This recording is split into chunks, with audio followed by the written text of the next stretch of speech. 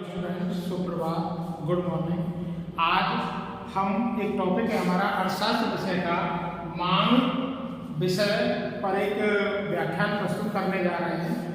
मांग अगर हम देखें तो बेसिकली हमारे पास हम डेली हमें किसी न किसी दैनिक जीवन में किसी न किसी वस्तु की आवश्यकता होती है और हम हमेशा ये इमेजिन करते रहते हैं। मानवीय स्वभाव है कि हमें ये चीज़ चाहिए, ये चीज़ चाहिए, ये चीज़ चाहिए, लेकिन अगर हम उसका थोड़ा सा आकलन करें तो बेसिकली हमारे पास कुछ वर्ड्स आते हैं। जैसे एक होता है हमारी आवश्यकता।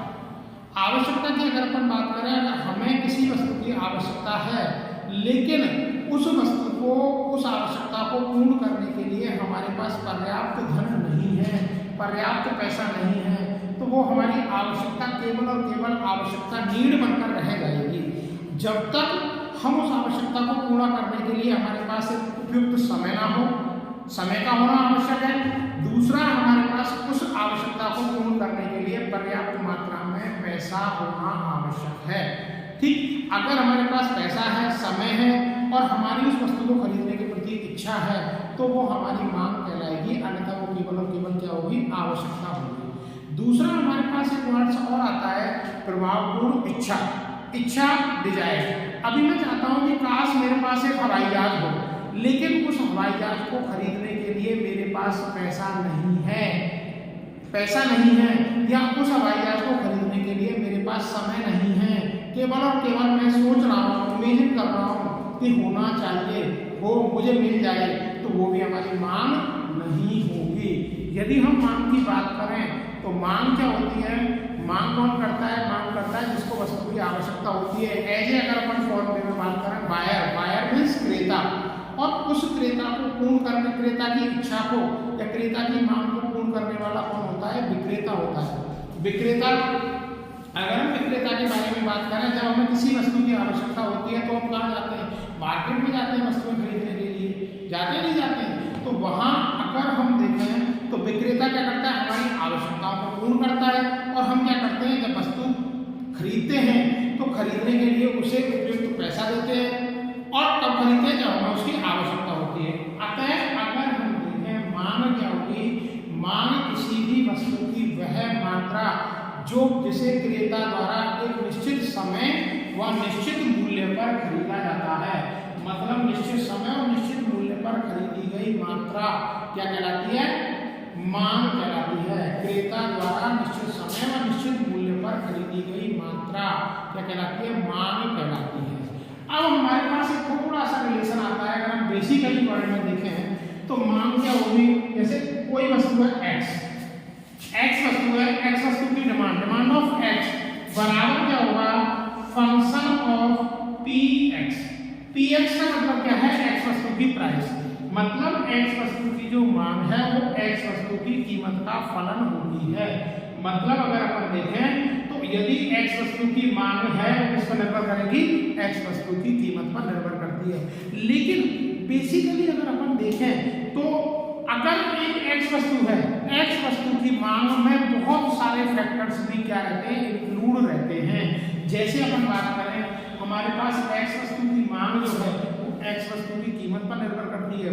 एक्स वस्तु की कीमत के साथ साथ रिलेटिव प्राइसेस, रिलेटिव प्राइसेस की बात करें, जैसे हमारे पास अपन बात करते हैं चाय, कॉफी, देसी घी, रिफाइंड, ठीक है, गेहूं, बाजरा, तो ये सारी वस्तुएं क्या होती हैं? आपस में एक दूसरे से रिलेटेड होती हैं। तो अगर जैसे चाय की बात करते हैं, चाय, कोई व्यक्ति चाय पीता है और चाय के लिए मना कर रहा है कि भाई मुझे चाय नहीं पीता, तो वो क्या करेंगे? अपन कॉफी पिला सकते हैं अपन उसको। तो अगर अपन देखें किसी भी वस्तु की मांग है वो किस पर निर्भर करेगी? स्वयं वस्तु की कीमत पर निर्भर करती है। उससे रिलेटिव गुड्स जो होती हैं, जैसे रिलेटिव गुड्स जो भी हमारे पास हो उन सभी की अपन बात कर रहे हैं, रिलेटिव गुड्स की प्राइस पर भी निर्भर करती है। दूसरा हमारे पास आता है टेस्ट। टेस्ट बहुत बड़ा इंपॉर्टेंट फैक्ट है। रुचि, टेस्ट को बोल सकते हैं अपन क्या? रुचि। अगर हमें कोई चीज अच्छी नहीं लगती तो हम उसको क्या करेंगे? उसका भी मना कर देंगे, तो उसकी डिमांड पर क्या पड़ेगा? प्रभाव पड़ेगा। जैसे कोई व्यक्ति चाय पीता है, उसको आप कॉफी पिला रहे हो तो कॉफी के लिए मना कर देगा, तो उस कंडीशन में उसकी मांग पर क्या पड़ेगा? चाय की मांग पर प्रभाव पड़ेगा। दूसरा हमारे पास आता है ट्रायल, पॉपुलेशन। पॉपुलेशन का मतलब होता है जनसंख्या का भी डिमांड पर बहुत अधिक प्रभाव पड़ता है। जैसे अगर हम देखें तो बेसिकली जहाँ जनसंख्या कम होती है वहाँ वस्तु की मांग क्या होती है, कम होती है। जहाँ जनसंख्या ज़्यादा होती है वहाँ वस्तु की मांग क्या होती है, बहुत ज़्यादा मात्रा में होती है। दूसरा हमारे पास आता है वेदर। वेदर का बहुत ज़्यादा प्रभाव पड़ता है। वेदर का मतलब होता है मौसम। अगर मौसम जैसे गेहूं की फसल है, गेहूं की फसल है तो उस कंडीशंस में अगर वेदर मौसम खराब हो जाए तो उस कंडीशंस में मांग क्या होगा, हमारे पास मांग पर इफेक्ट पड़ेगा, पड़ेगा नहीं पड़ेगा। तो वेदर का भी क्या होता है, प्रभाव पड़ता है। वेदर के अलावा हमने लिया है फैशन। फैशन फैशन आज के समय में जो फैशन है, फैशन का भी क्या पड़ता है, वस्तु की मांग पर बहुत बड़ा प्रभाव पड़ता है। इसके बाद ईडीसी एक्सेट्रा और भी बहुत सारे फैक्ट्स हो सकते हैं जो वस्तु की मांग को प्रभावित करते हैं। अब बेसिकली हमारे पास आता है मांग के प्रकार के बारे में अपन बात करें तो मांग जो होती है वो मूल रूप से 3 प्रकार की होती है। कितने प्रकार की होती है, 3 प्रकार की होती है। एक तो होती है कीमत मांग या मूल्य मांग, प्राइस डिमांड, जिसको हम बेसिकली क्या बात करते हैं, प्राइस डिमांड। प्राइस डिमांड के बारे में थोड़ा सा मैं आपको बताता हूँ। प्राइस डिमांड क्या होगी, जैसे सपोज करो एक्स वस्तु है, एक्स वस्तु की कीमत 2 रुपए है। इधर मैं पी ले रहा हूँ, इधर मैं ले रहा हूँ डिमांड को क्यू से प्रेजेंट कर रहा हूँ मात्रा से। यदि एक्स वस्तु की कीमत 2 रुपए है, 5 रुपए सपोज है, 5 रुपए पर अगर हम एक्स वस्तु की मात्रा ले रहे हैं, कितनी ले रहे हैं भैया, 10 ले रहे हैं, 10 ले रहे हैं। यदि एक्स वस्तु की कीमत कम हो जाती है, एक्स वस्तु की कीमत क्या हो जाती है, ज्यादा कीमत कम हो जाती है तो मांग क्या हो जाएगी, बढ़ जाएगी। और यदि कीमत ज्यादा हो जाती है, 5 से बढ़कर 10 हो गई और मांग क्या हो जाती है, 5 हो जाती है। तो उस कंडीशंस में अगर हम देखें तो हमारे पास कीमत बढ़ी, मांग क्या हो गई, घट गई। मांग क्या हो गई, घट गई। यदि कीमत हमारे पास 5 के बजाय घटकर कितनी हो जाती है, सपोज करो 2 रुपए हो जाती है और मांग हमारे पास हो जाती है 20 क्वांटिटी के बराबर, तो उस कंडीशन में यदि कीमत बढ़ेगी तो मांग घटेगी और कीमत घटेगी तो मांग क्या होगा, बढ़ेगी। ये नेगेटिव रिलेशन पाया जाता है। कैसा रिलेशन पाया जाता है, नेगेटिव रिलेशन पाया जाता है। और जो डिमांड कर्व होता है, मूल्य मांग या कीमत मांग के संबंध में क्या होता है, नेगेटिव रिलेशन होता है।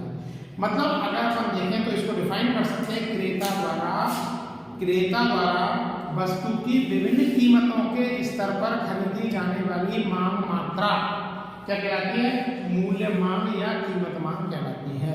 और इस कंडीशंस में क्या होता है, मांग जो होता है वो हमारे पास कैसा होता है, नेगेटिव स्लोप वाला होता है। कैसा होता है, नेगेटिव स्लोप वाला होता है। दूसरा हमारे पास आता है आड़ी या तिरछी मांग। दूसरा क्या होता है, आड़ी या तिरछी मांग। जैसा कि अभी मैंने बताया था, किसी भी वस्तु की मांग जो होती है वो अन्य फैक्टर्स पर भी डिपेंड करती है। अन्य फैक्टर्स की अपन बात करें तो हमारे पास जैसे मैंने बताया आर, पी सफिक्स आर मतलब रिलेटिव प्राइस है। अगर संबंधित वस्तु की कीमत में कोई भी परिवर्तन हो, dx is equal to P R, dx is equal to function of P R, dx बराबर क्या होगा, function of P R. P R की बात करते हैं हम रिलेटिव प्राइसेस। रिलेटिव प्राइसेस की अगर कीमत में कोई भी परिवर्तन होता है तो उससे मांग मात्रा पर क्या प्रभाव पड़ेगा। इस कंडीशंस में को प्रेजेंट करने के लिए हम कौन सी मांग पढ़ते हैं, आड़ी या तिरछी मांग, क्रॉस मांग। अगर हम बात करें रिलेटिव प्राइसेस की बात करते हैं, रिलेटिव गुड्स की बात करते हैं, तो रिलेटिव गुड्स जो होती है वो 2 टाइप्स की होती हैं। एक तो होती है कॉम्प्लीमेंट्री गुड्स जिनको हम बोलते हैं पूरक वस्तुएं, और एक होती है सब्स्टिट्यूट गुड्स दैट मींस स्थानापन्न वस्तुएं। अब हम थोड़ा सा डिस्कस करते हैं स्थानापन्न वस्तुएं कौन सी होती हैं। स्थानापन्न वस्तुएं वे वस्तुएं हैं जो एक वस्तु के स्थान पर दूसरी वस्तु का प्रयोग किया जाता है। जैसे अपन बात करें चाय,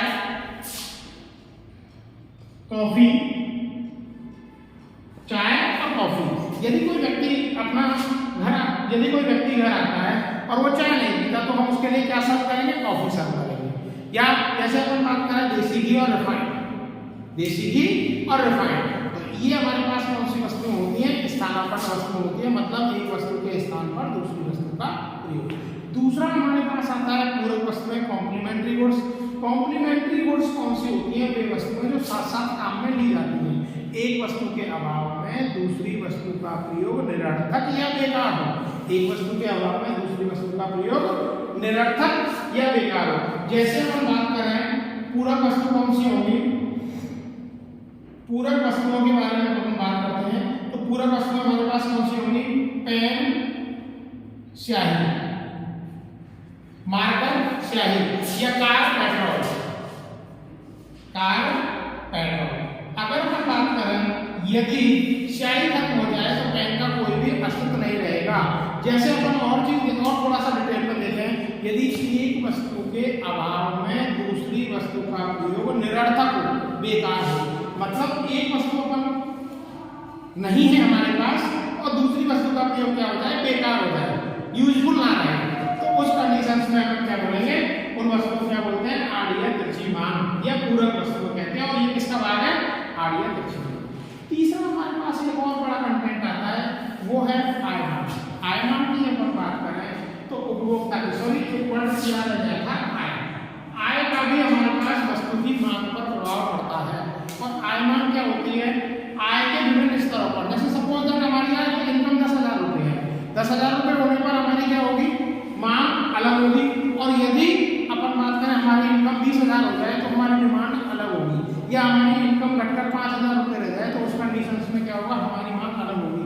तो यहाँ अपन एक वर्ड और ले सकते हैं आयमान के बारे में, dx बराबर फंक्शन ऑफ आई, मतलब उपभोक्ता की जो आय है वो किस पर निर्भर करती है? आय पर निर्भर करती है। आय के विभिन्न अलग अलग स्तरों पर खरीदी जाने वाली मात्रा, आय के अलग अलग स्तरों पर खरीदी जाने वाली मात्रा क्या कहलाती है? आयमान कहलाती है। यहाँ इसको भी हम दो भागों में डिवाइड कर सकते हैं। वो दो भाग कौन कौन से होंगे?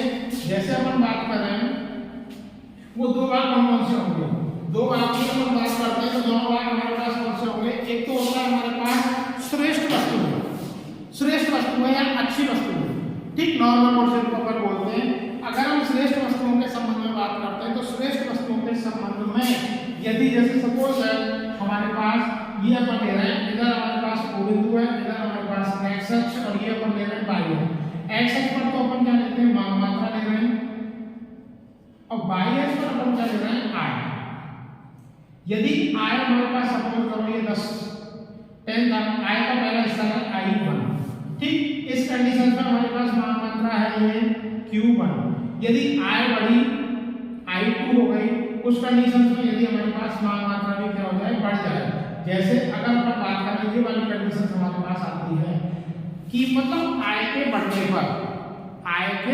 बढ़ने पर मांग मात्रा बढ़े तो उस कंडीशन में हमारे पास डिमांड का होगा वो कैसा होगा? पॉजिटिव स्लोप वाला होगा। डी का कैसा होगा? पॉजिटिव होगा। श्रेष्ठ वस्तुओं के संबंध में या नॉर्मल कोर्स में हमारे पास डिमांड कर्व कैसा होता है? पॉजिटिव स्लोप वाला होता है, धनात्मक ढाल वाला होता है। लेकिन जब हम बात करते हैं घटिया वस्तुओं के, इंफीरियर गुड्स की बात करते हैं, घटिया वस्तुओं में क्या होता है कि आय बढ़ती है तो मांग क्या हो जाती है? कम हो जाती है। लेकिन आय के कम होने पर मांग क्या हो जाती है?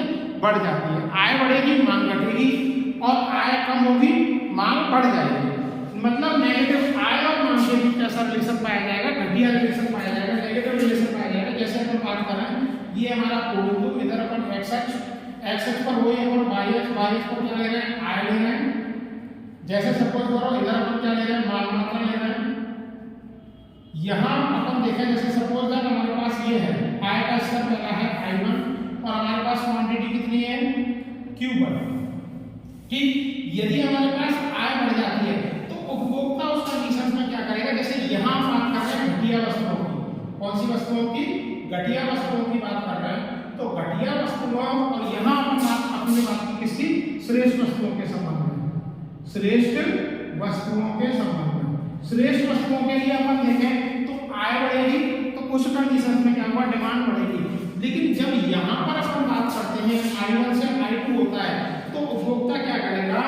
उपभोक्ता कंज्यूमर क्या करेगा? आय जैसे बढ़ेगी तो घटिया वस्तु की कम मात्रा यूज में लेगा, श्रेष्ठ वस्तु की मात्रा ज्यादा यूज में लेगा। तो आय बढ़ेगी तो डिमांड जैसे हमारे पास पहले ये है तो दूसरी कंडीशन में क्या हो जाएगा? आय बढ़ने पर माल मात्रा में क्या हो जाएगी? कमी हो जाएगी। तो इस कंडीशन में जो डिमांड कर्व होता है कैसा होता है? डी कर्व नेगेटिव स्लोप वाला होता है।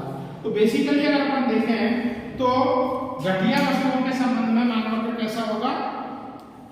नेगेटिव स्लोप वाला होता है। श्रेष्ठ वस्तुओं के संबंध में मानव कर्व कैसा होता है? पॉजिटिव स्लोप वाला होता है। और मूल्यमान या कीमतमान के अंतर्गत भाग वक्र कैसा होता है, नेगेटिव स्लोप वाला होता है। हमारे पास आड़ी और तिरछी में स्थानापन्न वस्तु और पूरक वस्तु, ये हमारे पास, इसके बारे में हम आगे नेक्स्ट टॉपिक में आपसे डिस्कशन करेंगे। Thank you.